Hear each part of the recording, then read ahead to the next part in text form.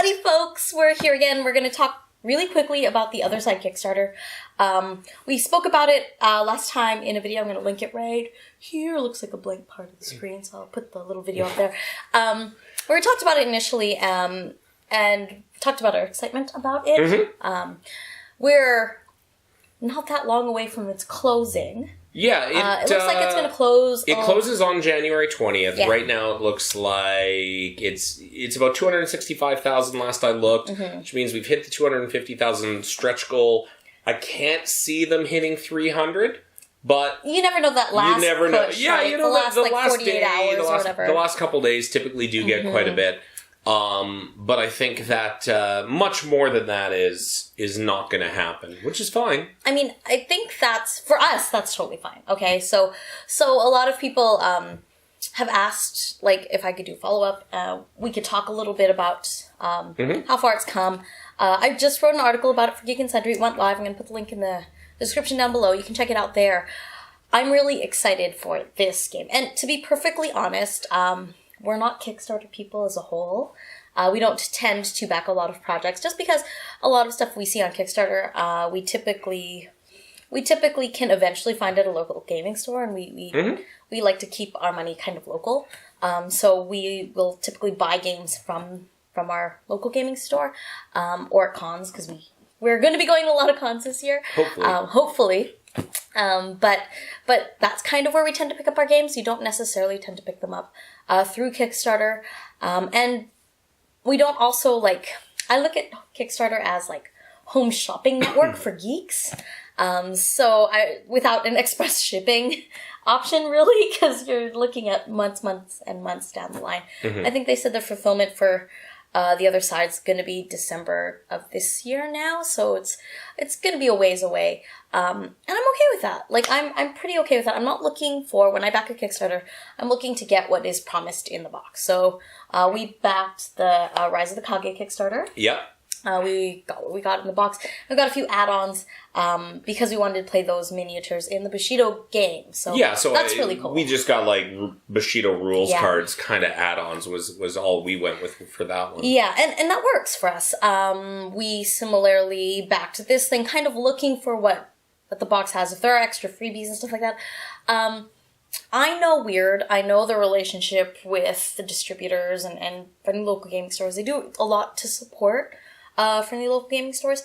And because of that, I'm not looking for exclusive stuff. I'm more interested in making sure this game has a long life in my local community. So whatever they can do to support local gaming stores to get this game out there and support it that way, the way that they grew Malifaux, that's really what makes me happy. So I'm happy to kind of get in on the ground floor, help them fund the initial cost of producing, tooling, doing all the actual high cost stuff. Right? Absolutely, because fundamentally launching an entire new game system. And if you go on the Kickstarter right now, a couple weeks ago they kind of restructured it, and one of the things that they did is they showed you all of the units that they have. And so realistically, what you're looking at for each of the 4 starter factions is you're looking at about 5 or 6 units each.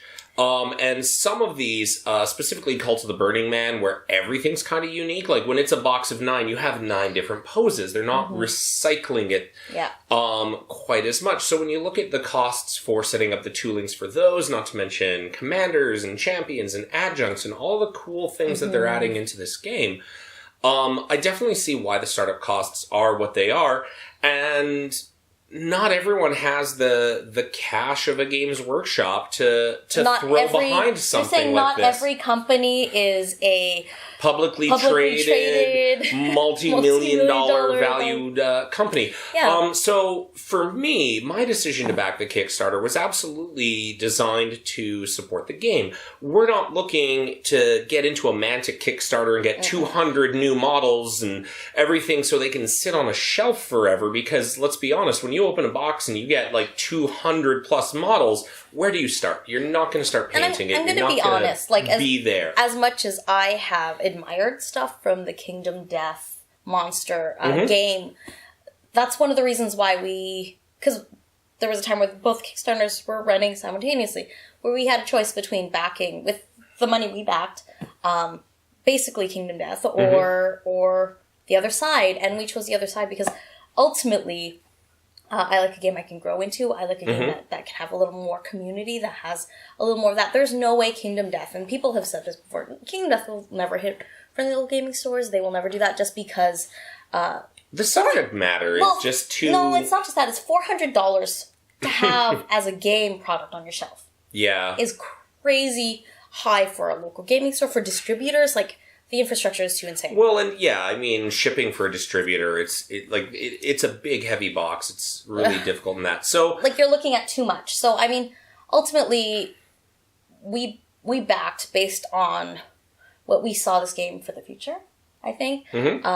What we can play together, what we can play with other people. I mean, I think that... Well, and the other thing is I think that this game is going to have a long future ahead of it. Weird is great about supporting events and tournament formats, things of that nature.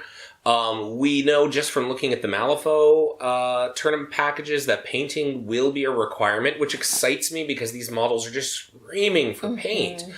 And I'm actually quite happy that when they describe the game and they talk about it, they're saying, oh, this game, you know, your average force size is going to be like 40 to 60 models, which is a big War Machine army, or I guess like 7 40k armies in the era of Lords of War. But it's just like, you know, it's a lot of models that you have to paint, and I'm actually quite happy that we're only getting about 30-ish out of the initial Kickstarter. Yes, we could buy more with add-ons. I'm not really into that because I want to get my 30-ish models. I want to paint them up, you know. If you pledge at the commander level, you'll have 2 commanders. You'll have the starter box, which contains 3 units, and you'll get an additional unit add-on, not to mention tokens, fate decks, things of that nature. So we're looking at about 40-ish models all told. And I'm happy with that being a starting place. I think that 40 models is a very doable thing, and being able to expand up, especially with the faction that I'm picking kind of being the Horde-ish side faction where I'm going to have a higher model count, especially compared to you or Abyssinia.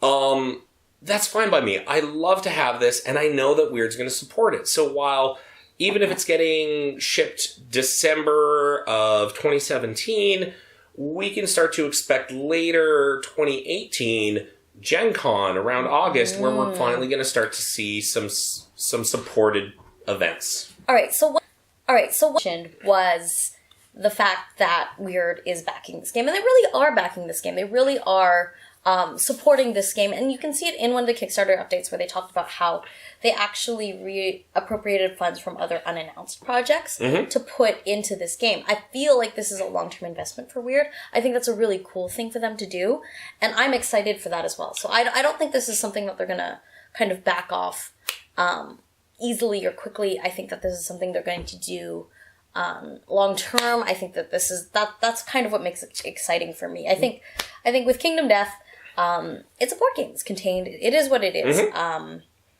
For something like this, I kind of like the fact that it is essentially a community game, and like all community games, even games like War Machine, there's a lot of things that happen in terms of interacting with the community and adjusting for rules within the community. You even see it now in the other side when they are responding to people in comments and talking about like the play mechanics and responding to the community in how they're adjusting those. Even, well, yeah, because which is super cool. It has been interesting to see them go from this is the game, this is the sort of gameplay, and then they did a stream over the Christmas breaks of 2 of the designers or playtesters. Anyway, 2 of the people involved in the project did a game.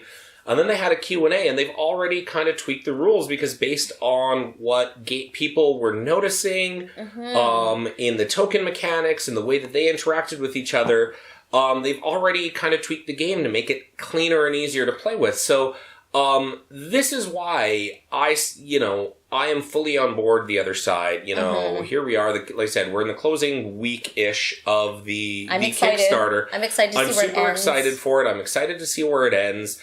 I'm eyeing the add-ons because maybe I might want an adjunct model. I know there's a Fate deck and a t-shirt that I'm amped for because that's kind of who I am. I like those kinds of things. You love t-shirts. I love geeky t-shirts. You love t-shirts. But anyway, so like I said, I think that it's going to be a great thing. If you like Malifaux, you should be backing this Kickstarter. And if you're not backing it because you want to wait to see if there's going to be a local community or what events are going to support it, you know, look at anything that has a Malifaux tournament right now, because you can kind of expect the other side to be represented at those events. So we're talking Gen Con, Adepticon, you know, everywhere that they presently are. And again, pre-assembled models. Yeah.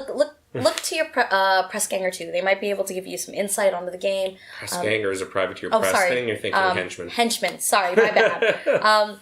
Your community champion, because ultimately those guys are the guys who can give you some insight as well, because you know those are the guys who are championing these games too. So absolutely do that. I'm super excited for this game. My enthusiasm for the game has not changed. I'm really excited to see all the models, and I think that's going to be really great. So yeah, that's what I think. Steampunk Pacific Rim, where's the bad? Right. All right. That's it. Let us know your comments in your thoughts in the comments below. Hit the like button, subscribe if you haven't already. I'm so close to 10,000 subscribers. I could taste it. Please help me out. And until next time, I will see you soon. Cheers.